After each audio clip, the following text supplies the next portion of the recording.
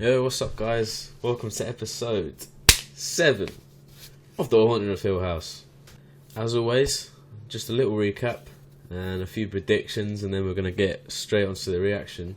Obviously, last episode was very, very well done, very cleverly filmed, all in one take. Well, a couple of takes. It's the first time we've seen all of the kids together and all of the adults from kids together, so that was really nice to see. The episode was just basically everyone meeting up to see Nell's body and stuff, and I guess they kind of took the whole day in the wrong way. Instead of offering their condolences and paying their respects, they brought up a lot of negative energy that they all had between each other, and they thought that was the right time and place to bring it up and start arguing about it. So, and obviously the whole time, you know, Nell was there. She even said it at the end of the episode, I was right here, none of you could see me. I'd just like to say, actually, I like to think that I look more deep into these hidden meanings that the writer and director and editor and stuff are putting into these episodes. So obviously at the end, Nell was saying, I was right here, none of you could see me. And then the child version of Nelly was saying, I was jumping up and down and screaming and none of you could hear me. Why could none of you see me? I don't know about any of you, but I'd like to relate that to just like everyday life. I think everyone can relate to Nelly a bit, because sometimes you do need to be listened to about your problems, and you feel like no one is there.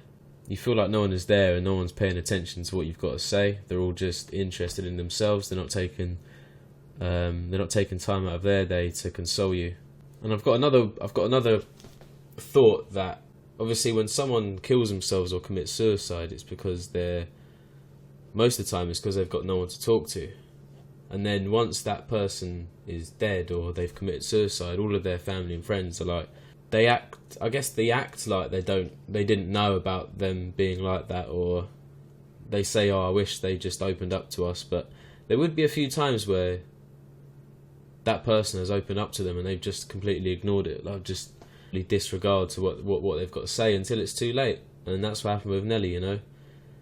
It was a little bit too late. I've got a little bit of a prediction, but I kind of sussed out my prediction, so it doesn't really make sense anymore, but I'm going to tell you anyway, just because it made sense in my head at the time. So obviously you've got Haunting of Hill House, you've got the main picture that advertises this programme. So obviously you've got the house in the top, and then you've got half a woman's face at the bottom. And I've looked into this. It looks to me like this house is in the top of her head, this woman's head. I don't know who the woman is. It could be Mum, it could be Nelly, it could be Theo, it could be Shirley, it could be any woman. It could be just a random woman. But to me, I've looked into this, and the whole story behind it. I bared it in mind. And last episode, obviously, we know that the mum sees a lot of stuff. She even said that she sees stuff. Nelly obviously sees stuff as well. Theo obviously had that experience in bed where something was cuddling her, and she witnessed something out of the ordinary happen to her. And the only thing I can think of is Shirley happening to her. Probably the cat thing with the cat's eyes where it went weird. And obviously at the end of the episode where she saw her mum on the table. But Stephen has never actually seen anything, and as far as I know, neither has the dad. So it makes me think that this house has something to do, and hear me out on this, it makes me think that the house has something to do with the gender. So to me, what I felt was that all the females in that house experienced something weird, and the males didn't. And now you're wondering why. Oh, obviously Luke's seen stuff, but he's a twin of Nelly. And they obviously have this twin thing connection where they feel each other's emotion and stuff. I think that's the only reason why Luke can see stuff like Nelly, because they're both twins. If they weren't twins, maybe it'd be a different story. But I don't know, man. That was just a bold prediction, and then I realised that obviously Stephen saw Nelly's ghost in the future and stuff, and he also saw someone else at the funeral bit where Nelly was. I don't think that was Nelly, because Nelly's ghost has a bent neck. And the person he saw didn't have a bent neck, so I'm pretty sure that's someone else. It's either the mum or I don't know, man. It's weird, but I don't think the dad has seen anyone. He's not seen anyone as of yet. He's only talking to someone. We don't see who he's talking to. But yeah, that's that prediction. It's a weird one, I know. Like the whole, but it just made sense with the whole cover of the advertisement of the Haunted of Hill House with half woman's face and then the house being in her head. And something else I picked up on this, it's like another prediction, but it kind of relates to my previous one. I wouldn't be really disappointed, but I would be slightly disappointed if the ending was just it was all in their heads and Stephen was right the whole time about mental illness and stuff. Because obviously, as the viewer, we've seen the ghost for ourselves, but we're in that character's head. So obviously we can see what they're seeing. But Stephen has never seen anything, and he's adamant that it's all down to mental illness. Because obviously the dad's talking to people there, mum's going crazy, mum killed herself, Nellie killed herself, so he's putting it all down to mental illness.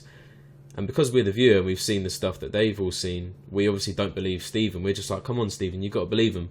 But I would be disappointed if the whole time Stephen was right and it was all in everyone's head. Yeah, that's all the predictions I can think of for now. So let's get on with episode 7. We haven't talked about the other body. That didn't have anything to do with us. Of course not, but you can fix it right here. You like to fix things. Another body, huh? Now we're talking, baby. Now we're talking. You better not see anyone in that fucking mirror. Okay, I'll go in a minute, but can we just... You're right anyway. I have to shower and change my clothes. I mean, I didn't bring any of mine. Okay.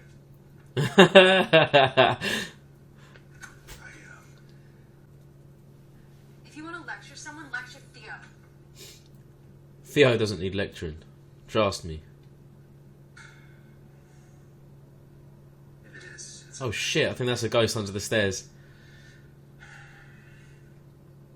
I can fix it. Just saw it, motherfucker. I don't want to keep looking out for the ghost in the background because it will scare me. What's that smell? Dangerous to breathe. Go along. Yeah, man, could be asbestos. It's for your own good, Stevie. Did he keep the photograph?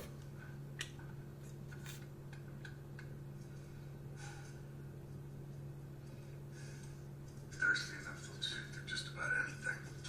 Ooh, that's a face. Get out of there, son. Oh my god, Mr. Dudley. Yeah. Yeah, I'll help. It's a tough gig for a kid. No, he's not a kid.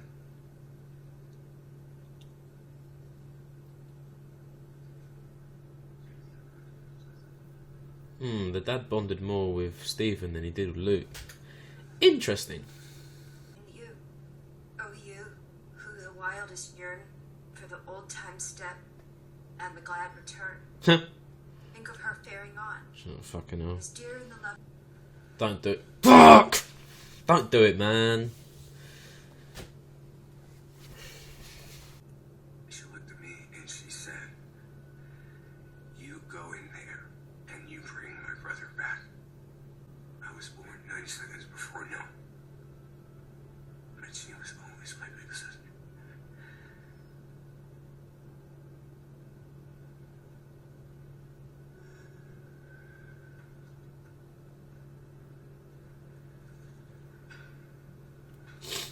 Oh, man. Luke, man, he always gets to me. From the house, I mean. And a little prayer, too. Most likely. Well, prayer's not really our thing, but... I take your point. Each to their own, I suppose. First of all, that was a really good bit of acting there. I'm sure that was about a 5-minute take with no cuts. But you mentioned Clara, and obviously Clara must be Mrs. Dudley. Obviously, that's Mr. Dudley. And I knew it. I knew it. That old lady, that fucking old lady in that room that said Clara down the phone thing. That's Mr. Dudley's mum. I'm pretty sure that's clarification now that that's Mr. Dudley's mum. Hazel though. Hazel was the daughter, stillborn daughter, but I'm trying to put two and two together because in the scene when Nellie's dancing with everyone, with Arthur, sorry, back in the house, and then you see all the ghosts and stuff watching her dance. I mean, Hazel doesn't ring a bell. That's the first I've heard of her name, Hazel. If he said Abigail, that would have made more sense. So now he knows. Now he knows something's up with the house. This is interesting. This must be the last few days, I think, because he said him and the mum agreed in the future the last few days wasn't us.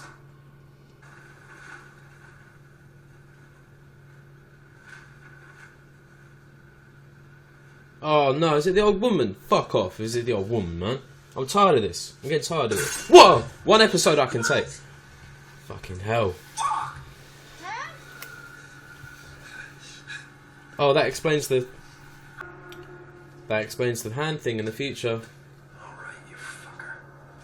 Let's fucking go! This is what I like to see, Hugh. I knew you had it in your fucking locker. I knew it. Let's go, baby. I'm ready. I'm ready for whatever's in this bloody door. Fuck you! I think there was a ghost behind him in the door, but more important things at stake here.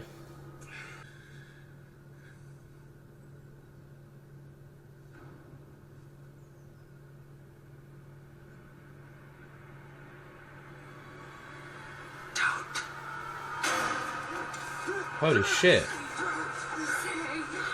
Oh, fuck.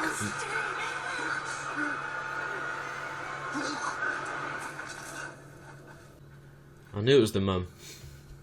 Stephen saw the mum. How can Stephen say don't go crazy when he bloody saw her as well at the funeral home? I just want you to be not crazy. I didn't say that. She knows it, man. Bloody hell. She wakes up with the screwdriver to his throat. Do you know what I mean? You just think that big boys know the difference between what's real and imaginary. Isn't that right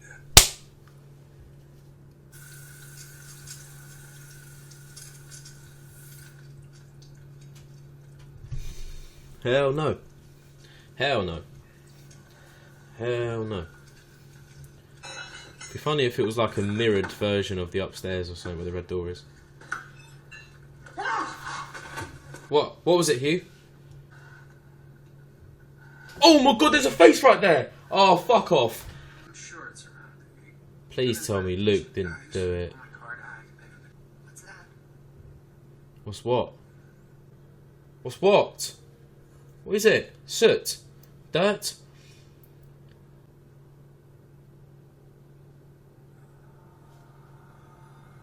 Whoa, whoa, whoa, whoa, whoa, whoa, whoa, whoa, whoa, whoa, whoa, whoa, whoa, whoa, whoa, whoa. Oh my god, bruv, let's go. Does the dad see it as well?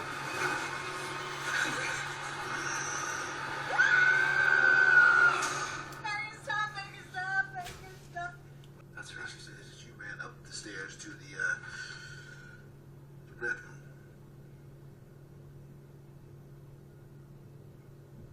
What did you see when you got to the bedroom? Nothing. That door's been locked since we moved in. No, you're lying. Fuck!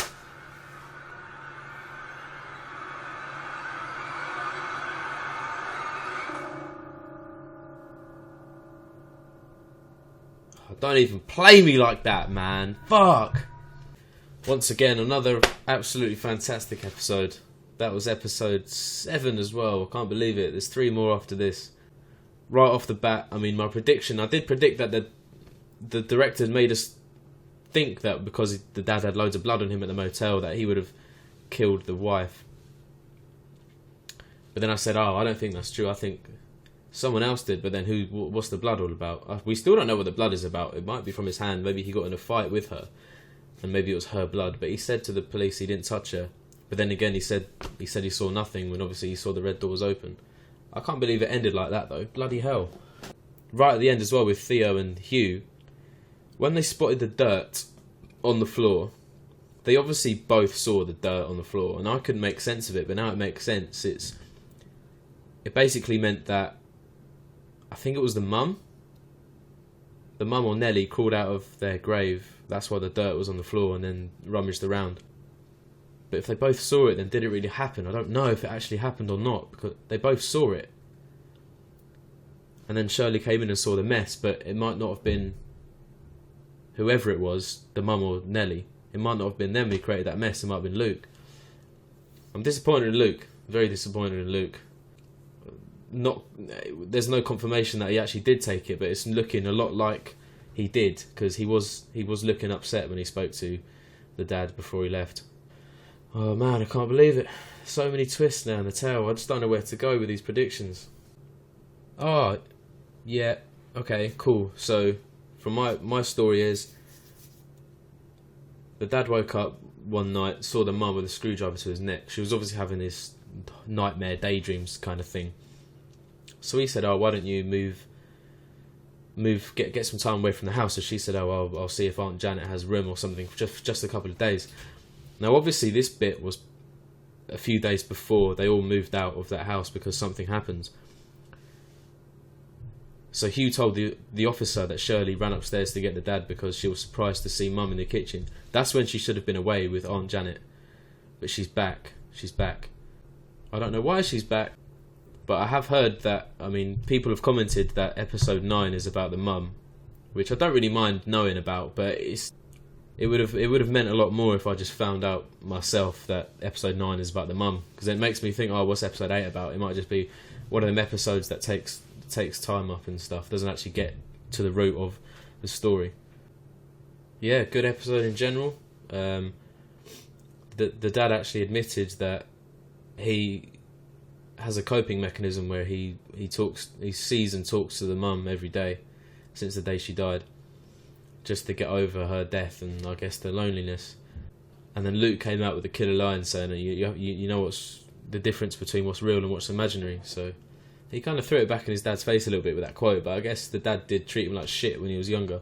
But still, Luke, man. I know he's an addict and stuff, but don't forget, he went 90 days and then he obviously went after the girl he made friends with, and then he went a little bit back to his usual self. So I think it was all bad timing, really. And now my prediction has totally gone out the window about the house only affecting females, because now the dad saw whoever was crawling around in the office in Shirley's house as well. There wasn't really a lot of jump scares either in this episode. The biggest jump scare I think I had was when I saw the ghost behind Stephen when he was looking through the wall. I saw I just saw some face behind him. That's probably what freaked me out the most. Yeah, that'll be it for now. But my mind is a bit all over the place, as always, after every episode. So thank you guys for watching.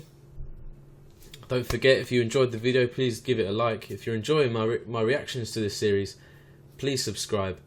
And if you want to watch the full 1 hour uncut reaction, then I'll put it on my Patreon account, which will be in the description. So thank you very much.